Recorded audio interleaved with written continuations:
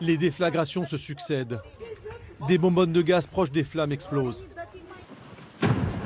Depuis son balcon, Thomas Rinero filme la scène. À quelques dizaines de mètres du feu, il sent la chaleur de l'incendie. Ça s'est embrasé vraiment en 5 minutes, quoi. Donc après, ça atterrit à notre balcon.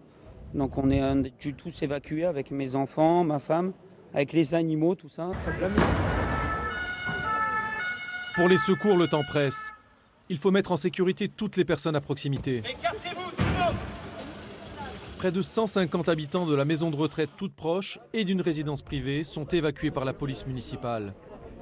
Pour l'instant, les pompiers nous donneront l'accord et après on vous le dira. D'un coup, j'entends plusieurs explosions, quoi. Je dis, bon, c'est pas dans le film, c'est bizarre, l'orage, ça fait pas ce bruit. Et en fait, je regarde par la fenêtre, je vois l'usine plus loin exploser, quoi. L'incendie a touché une entreprise de location de véhicules industriels, le dépôt d'un magasin et celui d'une société d'événementiel. Pas de blessés, les pompiers ont pu maîtriser rapidement le sinistre.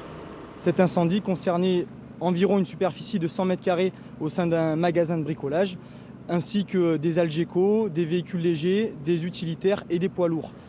Ce matin, les dégâts sont encore visibles. Comme Marc Ponsard, 92 ans, les habitants et les résidents de la maison de retraite regagnent leur domicile.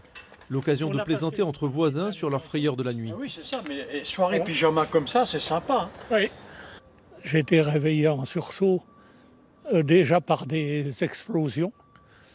Mais je me suis posé la question si on n'était pas au 14 juillet. Des bonbonnes de gaz mal stockées ou un camion frigorifique mal entretenu sont-ils à l'origine des premières flammes?